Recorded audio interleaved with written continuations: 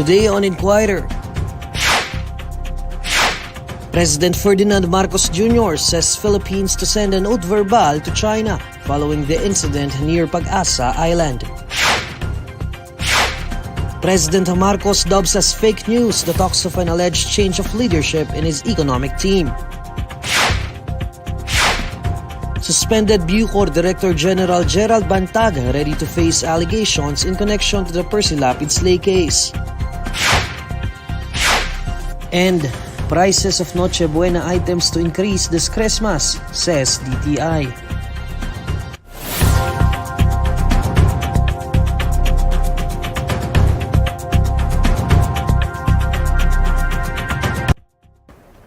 Good evening. For our top story, following the incident near Pag-asa Island where China Coast Guard ship has seized the rocket debris from the Philippine Navy, President Ferdinand Bongbong Marcos Jr. says the Philippine government would send a note verbal to China. To tell us more, here's Zakaria Sarao reporting live. Zach? Yes, Neil. President Ferdinand Marcos Jr. assured that the Philippine government would send a note verbal to China following the incident near Pag-asa Island where a China Coast Guard ship seized rocket debris from the Philippine Navy. Marcos explained that this is because both China and the Philippines have different accounts of the incident, which gives more reason why the issue must be resolved. To recall, the Philippine Navy earlier claimed that it was attempting to tow a suspected rocket debris when a China Coast Guard ship appeared and blocked the boat, then quote-unquote forcefully retrieved the debris. China has since then denied the claim, saying that a friendly consultation took place. Marcos, meanwhile, said he has complete trust in the Philippine Navy and believes what they say, adding that the Chinese must be asked why their account is so, quote-unquote, different and much more benign. Marcos also said that he was glad he will be going to Beijing in early January so that the two countries can work out possible misunderstanding. The face-off between the Philippine Navy and a vessel of the Chinese Coast Guard happened on Sunday morning, several hours before U.S. Vice President Kamala Harris's arrival in Manila for a 3-day visit. It was National Security Advisor Clarita Carlos who recommended to the President the sending of a note verbal in light of the incident. Back to you, Neil.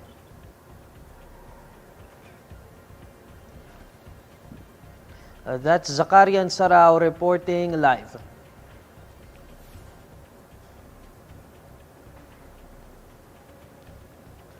President Ferdinand Bongbong Marcos Jr. tagged as fake news talks of an alleged change of leadership in the Department of Finance.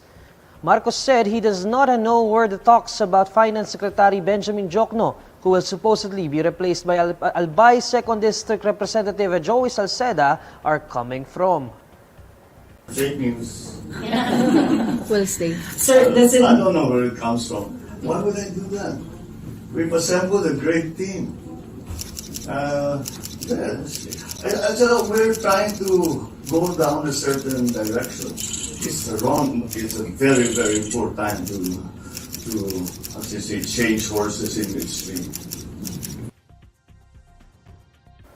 Secretary of Finance Benjamin Diokno had also shrugged off rumors of him leaving the DOF.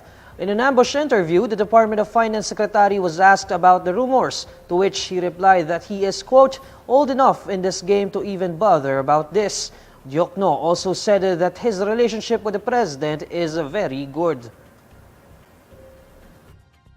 I don't know where this is coming from, right? I'm old enough in this game to even bother about this, okay? I just work non-stop, unceasingly to do my job. And I always think of what's the greatest good for the greatest number, okay? Para sa bayan. Suspended Bureau of Corrections Director General Gerald Bantag is ready to face the allegations against him in connection with the murder of radio commentator Percy Lapid Mabasa and the death of a new Bilibid prison inmate Cristito Jun Villamor Palanya. This is according to Bantag's lawyer, Rocky Balisong, who recently received a subpoena issued for his client to attend the preliminary investigation of the two murder charges tomorrow, November 23. In fact, Balisong said Bantag would have wanted to go with him to personally claim his subpoenas from the DOJ.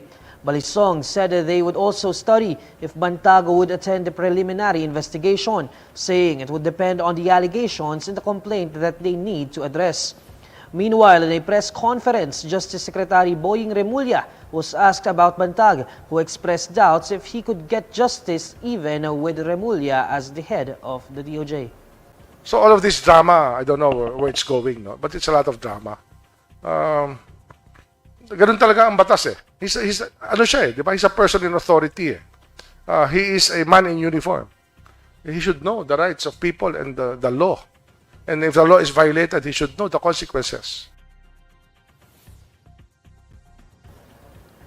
Prices of Noche Buena items are seen to increase, according to Department of Trade and Industry Chief Alfredo Pascual. To give us an update, here's Jean Mangaluz reporting live. Jean? Thank you, Neil. The prices of Noche Buena items will go up this Christmas season, said Department of Trade and Industry Secretary Alfredo Pascual. In an ambush interview with reporters, Pascual explained that the increases are due to the prices of raw materials going up. Well, prices of raw materials have gone up. We need to recognize that. But we try to mitigate the amount of increases. I think that's what our role is. Make sure that the requested increases are reasonable. According to the DTI's list, items like ham, fruit cocktail, cheese, and pasta have all increased. Pascual added that since it's the holiday season, there will be bonuses and 13-month pays. He thinks that the items will still be affordable. That's it from me, Neil. Back to you. That's Jean Mangaluz reporting live. Bible verses were abundant during a House of Representatives panel's hearing on the Anti-Discrimination Bill, as several resource persons cited the religious book and other Christian teachings to counter the proposal. During the House Committee on Human Rights hearing this morning, Bishop Leo Alconga of the Philippines for Jesus movement questioned why the anti-discriminatory bill is needed when the Bill of Rights is already in place in the 1987 Constitution and included in the Bible. Kami po, in behalf of the Philippines for Jesus movement, pinag-aaralan po namin ito at base po sa general concept of human rights protection, which is under the coverage of the Holy Scripture and also under the statement of God Himself. Kami po ay nagsaalang-alang bakit kailangan pa natin ang batas na ito. Hindi kaya, Mr. Chairman, ito po ay parang enabling law of the previous coverage of the human rights provision and anti-discrimination principles. Kami rin po sa Philippines for Jesus movement ay nag-aalala na baka ito ay maging redundant lang, maging duplication of what I mentioned. Prior to this, Alconga also mentioned several Bible verses and constitutional provisions to prove that policymaking should put God at the center, noting that humans are created in the image of God as man and woman, in an apparent swipe at the lesbian, gay, bisexual, transgender, queer, intersex, asexual community. The LGBTQIA community is pushing for the anti-discrimination bill's enactment. Albay 1st District Representative Ed Salagman countered Alconga, saying that while the Philippine for Jesus movement is correct that there are already provisions about anti-discrimination in the 1987 Constitution, these are not self-implementing and would thus need a law for the government to implement it.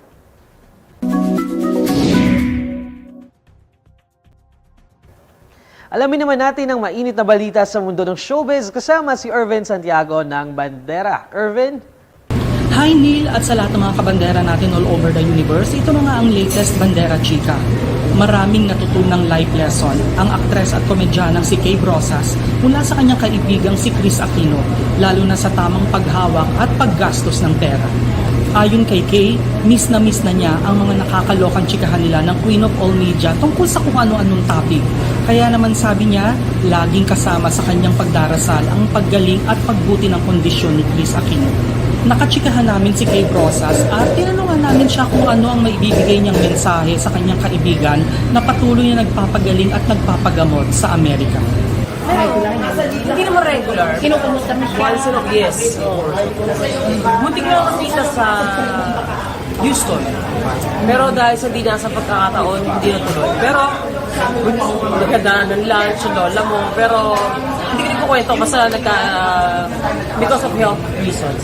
Hindi natuloy. Pero the fact na hinaghanda kami, naghanda siya, kausap namin siya, sayang, hindi natuloy. Kasi talaga gusto lang siya talaga makita. Message? Alam mo naman niya yun eh, kasi text naman siya eh. Gusto ko talaga is yung health niya. Kasi napakatapang na tao niya. Obvious naman, di ba napakapalaban at napaka-generous. Sobrang, I'll be forever grateful sa kanya. Hindi na sa mga material na bagay. Sa mga words of wisdom din niya minsan. So yun ang matatandaan pa. Oo, ang dami din niya mga, alam mo, ganun dapat. Ganun siya. Na talagang, kasi ako pa, alam mo, ang tawag ito, masang-masa o jolo. Pero ano yung nagmarka sa'yo, Kay? Ano yung nagmarka talaga sa'yo from Grace? Huwag na sabihin wala kang pera. Oo. Huwag mong iklik. Para, oh my God, wala kang, no! Okay. Marami ang pera darating. Hindi nakakasad yun. No. Kahit walang doon, dapat lagi may kiniklaim, marami kang pera. Darating pa. O hindi. Or, huwag mo daw pagsasabi mo, yaman-yaman, no? Huwag mo sabihin hindi. Ang sabi mo lang, masipag po kasi ako. At yan ang bandera chika natin for today. Thanks, Neil. Maraming salamat, Irvin. And these are the stories you need to know today. I'm Neil Mercado. Follow INQUIRER.net on Facebook, Twitter, YouTube, TikTok, Instagram, and Reddit. For more stories, visit INQUIRER.net. Good evening.